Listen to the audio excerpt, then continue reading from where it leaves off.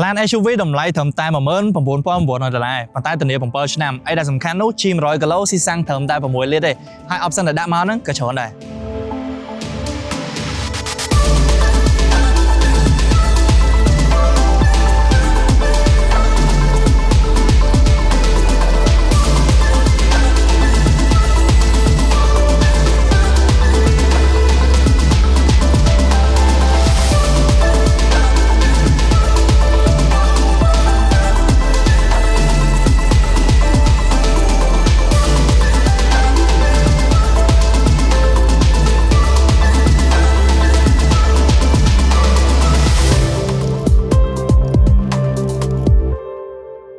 ជំរាបសួរខ្ញុំបាទសេងឡុងស្វាគមន៍មកកាន់វីដេអូថ្មីអញ្ចឹងនៅក្បែរដៃខ្ញុំនេះគឺជា SUV 5កៅអីថ្មីដែលទើបតែចូលមកដល់ទីផ្សារប្រទេសកម្ពុជាយើងហើយ model របស់វាគឺ Chery Tiggo 2 Pro Max ឆ្នាំ 2026 ដែលតម្លៃនោះគឺសមរម្យខ្លាំងមែនទែន$19,900 ជាមួយនឹងការធានាចេញពីក្រុមហ៊ុនផ្លូវការរហូតដល់ទៅ7ឆ្នាំឬ150000គីឡូម៉ែត្រទៀតតម្លៃមិនដល់$20,000មែនប៉ុន្តែ option ដែលវាដាក់មកនោះគឺច្រើនប្រជាប្រឆាំងពីចម្ងាយ wireless charge មានអេក្រង់កំសាន្ត touch screen ទំហំ 10.25 inch យើងអាចប្រើ Apple CarPlay Android Auto បាន ambient light double sunroof អាចបើកបានហើយមាន speaker 6គ្រាប់ទៀតចង់បញ្ជាក់ឲ្យបងប្អូនដឹងថា Chery គឺជា brand សកលមួយដែលវាមានវត្តមានលើសពី120ប្រទេសទៀតនិងមានអ្នកប្រើនឹងច្រើនជាង17លាននាក់ហើយឥឡូវនេះគឺបានមកដល់ប្រទេសកម្ពុជាយើងជាផ្លូវការហើយគណៈដែល Chery នេះបាននាំចេញឡានប្រភេទគ្រួសារច្រើនជាងគេបំផុតនៅក្នុងប្រទេសចិនព្រោះតែវាមានការ design ស្អាតតម្លៃសមរម្យនិងប្រព័ន្ធសុវត្ថិភាពច្រើនថែមទាំងមានគ្រប់ប្រភេទម៉ាស៊ីនទៀតទាំងម៉ាស៊ីនសាំងសុតអគ្គិសនីនិង plug-in hybrid ផងដែរអូខេបងប្អូនអញ្ចឹងសម្រាប់ឡាន SUV មួយនេះគឺវាប្រើម៉ាស៊ីនសាំងចំណុះ 1.0 លីត្រទំហំ3ស៊ីឡាំងវាមានជាមួយនឹងតាក់បូមួយដែរហើយកម្លាំងរបស់វាគឺអាចបង្កើតបានរហូតដល់ទៅ108សេសហើយកម្លាំងរមុលវិញគឺ150 Newtonម៉ែត្រយល់ទៅកម្លាំងរបស់វាអត់ខ្សោយទេបើទោះបីជា3ម៉ាស៊ីនមែនដោយសារតែវាមានជំនួយពី turbo ណាហើយសម្រាប់ការបើកបោជាក់ស្ដែងហ្មងគឺស្ទុះយល់ទៅក្នុងកម្រិតមកប្រើបានទទួលយកបានហ្មងហើយខ្ញុំគិតថាសម្រាប់អ្នកដែលគាត់ទុំប្រើឡានថ្មីថ្មោងអ្នកដែលអត់ចូលចិត្តលេងលឿនលឿនអីសម្រាប់ឡាននេះគឺអត់ខ្សោយទេគឺមកល្មមសម្រាប់គាត់ហ្មងហើយមួយទៀតនោះគឺវាប្រើពងមុខហើយដំណើរការដោយប្រអប់លេខ Auto CVT 9វគ្គដែលប្រអប់លេខរបស់វាគឺចូលលេខបាន smooth ល្អហើយក៏ជួយសន្សំចៃសាំងដែរដូចខ្ញុំបញ្ជាក់អញ្ចឹង100គីឡូម៉ែត្រស៊ីសាំងត្រឹមតែ6លីត្រទេខ្ទង់6លីត្រទេអញ្ចឹងកម្រិតប៉ុណ្ណេះគឺសន្សំចៃហើយចំណុចដែលខ្ញុំចូលចិត្តមួយទៀតនោះគឺពាក់ព័ន្ធជាមួយនឹងដៃចង្កូតរបស់វាដោយសារតែវាជាប្រភេទដៃចង្កូតអេឡិចត្រូនិកអញ្ចឹងគឺទុនគឺយើងងាយស្រួលបត់បានខ្លាំងមែនទែនហើយដូចជាក់ស្ដែងឥឡូវនេះកំពុងតែប្រើនៅក្នុងក្រុងឯហ្នឹងបើកងាយស្រួលបើកមែនទែនបត់បែនអីគឺទុនស្រួលហើយមួយទៀតនោះគឺពាក់ព័ន្ធជាមួយនឹងកៅអីអង្គុយក៏ទុនដែរយើងងាយស្រួលអង្គុយពាក់ព័ន្ធជាមួយនឹងទំហំវិញកាប៊ីនខាងក្នុងរបស់វានេះគឺមិនតូចពេកក៏មិនធំពេកដែរសម្រាប់ខ្ញុំ1.8 ម៉ែត្រគឺខ្ញុំអាចអង្គុយបានមកសមរម្យមកតលាយសមរម្យអត់ទៅជើងទេក្បាលខាងលើក៏អត់ទៅដែរនិយាយទៅគឺតលាយសមរម្យសម្រាប់ការប្រើជាលក្ខណៈគ្រួសារអីត្រឹម5នាក់ចុះក្រោមដូចខ្ញុំបញ្ជាក់អញ្ចឹង5នាក់ចុះក្រោមគឺ comfort អត់បញ្ហាទេពាក់ព័ន្ធជាមួយនឹងប្រព័ន្ធជើងក្រោមរបស់វាវិញគឺមកទុនមក comfort ទទួលយកបានហើយប៉ុណ្ណេះដោយសារតែផ្នែកខាងមុខនេះគឺជាប្រភេទ MacPherson Strat ហើយចំណុចពិសេសមួយទៀតនោះគឺកម្ពស់ពីបាក់ឡានទៅដីរបស់វាក៏ខ្ពស់ដែរអញ្ចឹងហើយសម្រាប់ការបើកបរមិនថានៅក្នុងផ្លូវក្រុងឬក៏យើងរត់ទៅតាមខេត្តទេគឺវាផ្ដល់ភាពងាយស្រួលអញ្ចឹងណាក្រៅពីហ្នឹងដែរចំណុចដែលខ្ញុំចង់ mention មួយទៀតនោះគឺប្រព័ន្ធប្រាំងរបស់វាដោយសារតែវាប្រើជាប្រភេទប្រាំង D ទាំងមុខខាងក្រោយអញ្ចឹងយើងជន់ទៅគឺស៊ីវា smooth ល្អណាស់ហើយវាក៏មានជាមួយនឹងប្រព័ន្ធប្រាំង ABS ជាមួយនឹង EBD ដែរពងសុវត្ថិភាព4គ្រាប់សម្រាប់ឡានមួយនេះហើយមានជាមួយនឹងមុខងារទប់លំនឹងមានជាមួយនឹងមុខងារជំនួយនៅពេលដែលយើងឡើងចំណោតចុះចំណោតក៏ដូចជាមាន cruise control ដែលយើងអាចកំណត់ល្បឿនថេរដោយស្វ័យប្រវត្តិបាន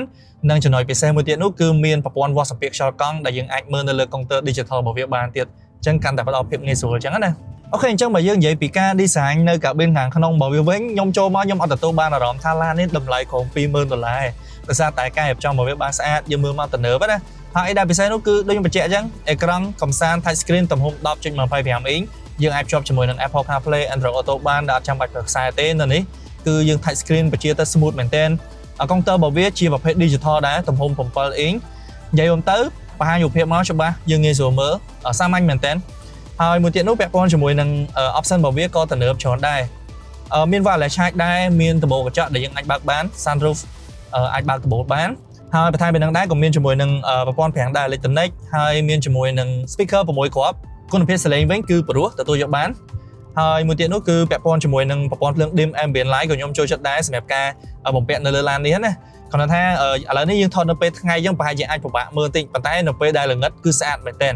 សម្រាប់ភ្លើង dim របស់វានេះ អូខេអញ្ចឹងសរុបមកវិញសម្រាប់ការ design កាប៊ីនខាងក្នុងឡានមួយនេះគឺខ្ញុំចូលចិត្តច្រើនដោយសារតែចូលមកគឺយើងទទួលបានអារម្មណ៍ថាវាទំនើបបងហើយមួយទៀតនោះគឺពាក់ព័ន្ធជាមួយនឹងប៊ូតុងបញ្ជាអីក៏ធំល្អដែរហើយចំពោះ space គឺធំទូលាយដូចខ្ញុំបញ្ជាក់អញ្ចឹងគឺមកល្មមហើយសម្រាប់ការប្រើមិនថាយើងប្រើជាអ្នកធ្វើការឬក៏បែបលក្ខណៈគ្រួសារគឺទូលាយសមរម្យហើយប៉ុណ្ណេះសូម្បីតែកៅអីផ្នែកខាងក្រោយរបស់វាក៏ទូលាយសមរម្យដែរខ្ញុំចូលទៅសាកអង្គុយហើយគឺវានៅសល់ space មកសមរម្យនិយាយរួមទៅសមាជិកក្រុម5នាក់គឺអាចប្រើឡានមួយនេះបានមក comfort មក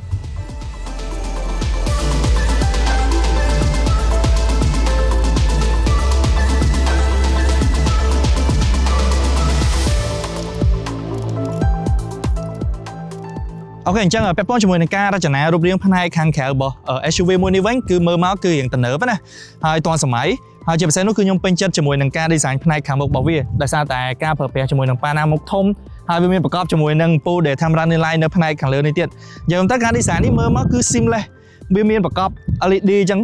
មើលទៅគឺជាការ design ដ៏វៃឆ្លាតមួយហើយក៏ស្រស់ស្អាតទាន់សម័យដែរសម្រាប់ឡាន SUV មួយនេះណាហើយពាក់ព័ន្ធជាមួយនឹងសំណុំជាមុខរបស់វាគឺគេដាក់ផ្នែកខាងក្រោមនេះវិញហើយពាក់ព័ន្ធជាមួយនឹងយ៉ាងកោងវិញគឺទំហំ17អ៊ីងជាប្រភេទអាលុយមីញ៉ូមការ design គឺពណ៌ខ្មៅរលោងជាមួយនឹងពណ៌ទឹកប្រាក់រលោងអញ្ចឹងទៅមើលមកគឺស្អាតមែនទែនស៊ីជាមួយនឹងតួខ្លួនឡានមួយនេះ SUV 5 កៅអីអញនិយាយបានថាជា SUV ខ្នាតតូចមែនប៉ុន្តែទំហំវាមិនតូចពេកហើយក៏មិនធំពេកដែរមកល្មមសម្រាប់ការប្រើបើសិនជាបងប្អូនប្រើនៅក្នុងក្រុងច្រើនអីគឺត្រូវអីសម្រាប់ឡានមួយនេះហើយឡានមួយនេះគឺវាមានប្រវែងតួខ្លួនដល់ទៅ 4.2 ម៉ែត្រទទឹង 1.7 ម៉ែត្រកម្ពស់ 1.5 ម៉ែត្រនិងកម្រិតពីកង់មុខទៅកង់ក្រោយគឺ 2.5 ម៉ែត្រហើយកម្ពស់ពីបាតឡានទៅដីវាក៏ខ្ពស់ដែរគឺ186មីលីម៉ែត្រដែលវាល្អមែនទែនសម្រាប់ការប្រើប្រាស់ប្រចាំថ្ងៃឬក៏បងប្អូនដែលមានសមាជិកគ្រួសារត្រឹម5នាក់ចុះក្រោមពាក់ព័ន្ធជាមួយនឹងការ design ផ្នែកខាងក្រោយវិញក៏ខ្ញុំចូលចិត្តដែរជាពិសេសគឺការប្រើជាមួយនឹង stock LED ដែលលាតទៅវែងពេញផ្នែកខាងក្រោយអញ្ចឹងណាយើងមើលមកគឺវានៅតែទាន់សម័យហើយនៅតែស្រស់ស្អាតហើយផ្នែកខាងក្រោយនេះក៏មានជាមួយនឹងកាមេរ៉ាក្រោយមួយគ្រាប់ក៏ដូចជា sensor ជំនួយចូលចត3គ្រាប់ផងដែរចំណុចដែលខ្ញុំគិតថាជាចំណុចខ្លាំងមួយទៀតរបស់ឡានមួយនេះគឺពាក់ព័ន្ធជាមួយនឹងឃ្លុបខាងក្រោយរបស់វាណាដោយសារតែទំហំឃ្លុបខាងក្រោយនេះគឺធំទូលាយហើយជ្រៅយើងអាចដាក់បានរហូតដល់ទៅ420លីត្រអញ្ចឹងបើសិនជាអត់ទាន់បត់កៅយូរទី2ទេគឺ420លីត្រ space ប៉ុណ្ណេះខ្ញុំគិតថាសម្រាប់ការប្រើប្រចាំថ្ងៃគឺវាលើសពីគ្រប់គ្រាន់ទៅទៀតអូខេបងប្អូនអញ្ចឹងសរុបមកវិញនេះគឺជាអ្វីដែលបងប្អូនគួរដឹងពីឡាន Chery Tiggo 2 Pro Max សេរីឆ្នាំ2026ដែលតម្លៃរបស់វាគឺ $19,900 ដែលមានការធានាពីក្រុមហ៊ុនផ្លូវការរហូតដល់ទៅ7ឆ្នាំឬ 150,000 គីឡូម៉ែត្រទៀតសម្រាប់ខ្ញុំផ្ទាល់ខ្ញុំគិតថាវាជាឡាន SUV មួយដែលវាផ្ដល់គុណតម្លៃមែនទែនព្រោះថា option របស់វាក៏ច្រើនការ design ក៏ស្អាតហើយសមចៃទៀតជាពិសេសបងប្អូនដែលគាត់ចង់បានឡានថ្មីខ្លាញ់គោដែលមានតម្លៃសមរម្យគឺត្រូវហើយជាមួយនឹង model មួយនេះអញ្ចឹងសម្រាប់បងប្អូនដែលចាប់អារម្មណ៍ហ្មងគឺអាចអញ្ជើញមកមើលឡានដោយផ្ទាល់ឬក៏បើកបោះសាកល្បងឡានដោយផ្ទាល់បាននៅ showroom របស់ក្រុមហ៊ុន Chery Cambodia ដែលស្ថិតនៅលើបណ្ដោយផ្លូវ OCIC នៅខណ្ឌជ្រោយចង្វាណាឬក៏បងប្អូនអាចទំនាក់ទំនងតាមលេខទូរស័ព្ទដែលខ្ញុំដាក់នៅលើអេក្រង់នេះបានផងដែរអញ្ចឹងសម្រាប់បងប្អូនយកយ៉ាងណាដែរពី SUV មួយនេះជួយ comment នៅខាងក្រោមផងពីខ្ញុំបាទសេឡុងអរគុណសម្រាប់ការទស្សនាហើយយើងនឹងជួបគ្នានៅវីដេអូក្រោយទៀត